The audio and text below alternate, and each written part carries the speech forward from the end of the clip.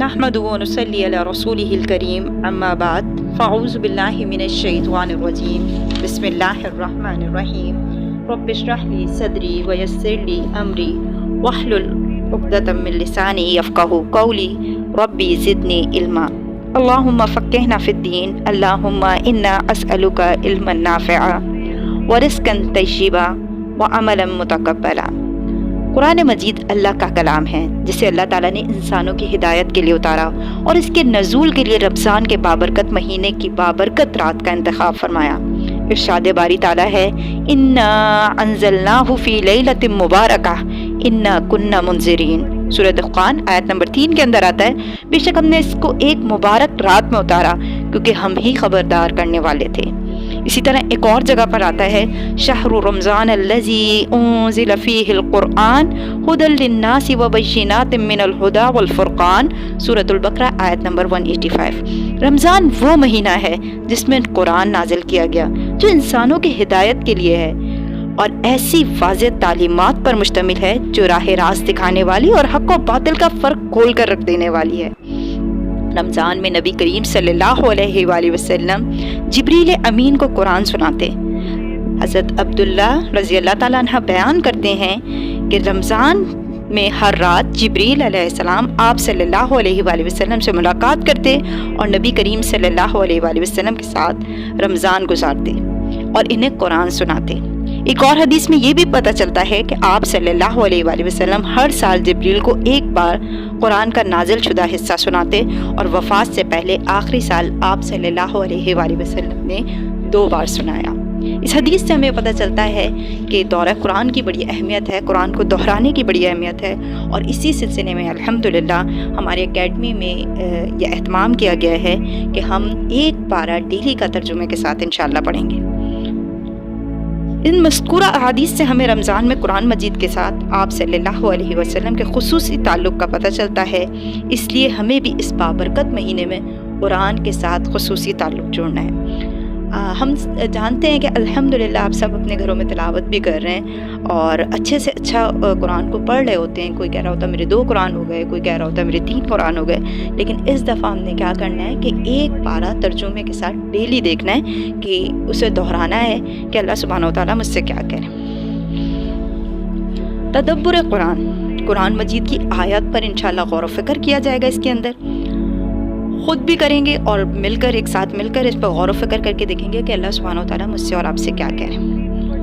اسی لیے قرآن مجید کی آیات پر غور و فکر کروایا جائے گا تاکہ کتاب ہدایت سے عملی رہنمائی بھی حاصل ہو سکے، کیونکہ یہ کتاب انسانوں کی ہدایت کے لیے اتاری گئی ہے۔ اللہ سبحانہ و تعالیٰ خود فرماتے ہیں کتاب انزلناہ الیک مبارک لیدبروا آیاتہ ولا یتذکر اولو الالباب۔ سورہ صاد آیت نمبر 29۔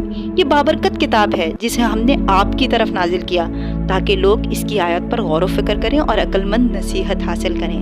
اب یہ مجھے اور آپ کو دیکھنا ہے نا کہ ہم کتنے عقل مند ہیں، اس میں کتنا غور و فکر کر رہے ہیں۔ ہم سب انفرادی طور پر بھی کر سکتے ہیں لیکن اجتماعیت پر اللہ کا ہاتھ ہوتا ہے۔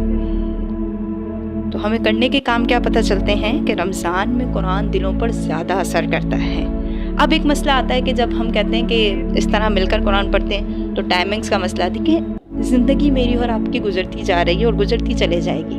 ٹائم کو جب ہم کسی چیز کو مینج کرتے ہیں، کوئی گول اچیو کرتے ہیں کہ میں نے یہ کام کرنا ہے تو اس کام کو کر لیتے ہیں۔ تو ایک مہینہ ہے، نیکیوں کا موسم بہار ہے، اپنا ٹائمنگز کو مینج کیجئے اور اس میں زیادہ سے زیادہ شامل ہوئیے اور کوشش کیجئے کہ ایک پارہ روز کا سمجھ کر پڑھ سکیں۔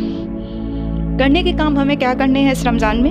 رمضان ہم قرآن کا مہینہ ہے، کیونکہ قرآن جس طرح رمضان میں ہمارے دلوں کو ہلاتا ہے نا، بے شک ہم سارا سال کلاسز لے رہے ہوتے ہیں، ہم تفسیر کی کلاسز بھی چلا رہے ہیں، اس کے علاوہ ڈیفرنٹ کورسز ہو رہے ہیں، بہت سی سورہ کے کورسز کروائے جا رہے ہیں، لیکن جو اثر قرآن کا جو ہے رمضان کے اندر دلوں کو بدلتا ہے نا، وہ عام دنوں میں آتا ہی نہیں۔ تو کرنے کے کام ہمیں کیا پتہ چلے کہ یہ مہینہ قرآن کا مہینہ ہے۔ رمضان میں قرآن مجید کی تلاوت بھی کثرت سے کرنی ہے۔ اب یہ نہیں کہ ہم دورہ قرآن اٹینڈ کر رہے ہیں یا ہم نے لائیو کلاس میں سن لیا تھا یا ہم کہیں جا کر دورہ قرآن اٹینڈ کر رہے تھے تو اب ہم تلاوت نہیں کریں۔ تو تلاوت کا قرآن اپنی جگہ پڑھنا ہے اور جو ترجمے والا قرآن ہے وہ اپنی جگہ پڑھنا ہے۔ یہ آپ کے اوپر ہے کہ ہم کتنا پڑھ سکتے ہیں نا۔ کم از کم ایک قرآن مجید تو خود لازمی پڑھیں۔ اور پھر قرآن مجید کا کچھ حصہ حفظ بھی کریں تاکہ ہم نمازوں کے اندر بدل بدل کر صورتیں پڑھ سکیں نا۔ اگر آپ حافظ ہیں تو باقاعدہ دہرائی کا اہتمام کریں، تراویح میں مکمل قرآن مجید سننے کا اہتمام کریں، قرآن مجید کو سمجھنے اور ترجمہ جاننے کے لیے دورہ قرآن مجید کی کسی بھی مجلس میں شرکت کریں۔ ضروری نہیں ہے کہ ہماری اکیڈمی جوائن کریں، آپ جہاں سے بھی آپ کو اچھا لگتا ہے، جس کا بھی اچھا لگتا ہے، چاہے آن لائن سنیں چاہے آن سائٹ جا کے سنیں، لیکن لازمی سنیں۔ اپنے اہل و عیال اور دوستوں کو بھی قرآن پڑھنے کی طرف متوجہ کریں، کیونکہ اللہ سبحانہ و تعالیٰ قرآن کے اندر خود فرماتے ہیں قُلْ بِفَضْلِ اللَّهِ وَبِرَحْمَتِهِ فَبِذَلِكَ فَلْيَفْرَحُوا خَيْرٌ مِّمَّا يَجْمَعُونَ۔ کہہ دو کہ یہ کتاب اللہ کے فضل اور اس کی مہربانی سے نازل ہوئی ہے تو چاہیے کہ لوگ خوش ہوں، یہ اس سے کہیں بہتر ہے جسے وہ جمع کر رہے ہیں۔ دنیا میں ہم دیکھ رہے ہیں نا، لوگ کن کن چیزوں کے پیچھے بھاگ رہے ہیں، کوئی کسی چیز کے پیچھے بھاگ رہا ہے، کوئی کسی چیز کے پیچھے بھاگ رہا ہے، میں یہ بھی حاصل کر لوں، میں یہ بھی حاصل کر لوں، لیکن اللہ سبحانہ و تعالیٰ کیا کہہ رہے ہیں، قرآن ہر اس چیز سے بہتر ہے جسے لوگ جمع کر رہے ہیں۔ تو یہ میرے اور آپ کے اوپر ہے کہ ہم نے گروپ تو جوائن کر لیا، ہم نے یہ معاہدہ تو کر لیا کہ ہم بالکل آن لائن سنیں گے، لیکن کتنا باقاعدگی کے ساتھ سنیں گے، کتنی ہماری اٹینڈنس پوری ہوتی ہے اور کتنا ہم آگے شیئر کرتے ہیں نا، تو یہ سب ہمارے اوپر ہے۔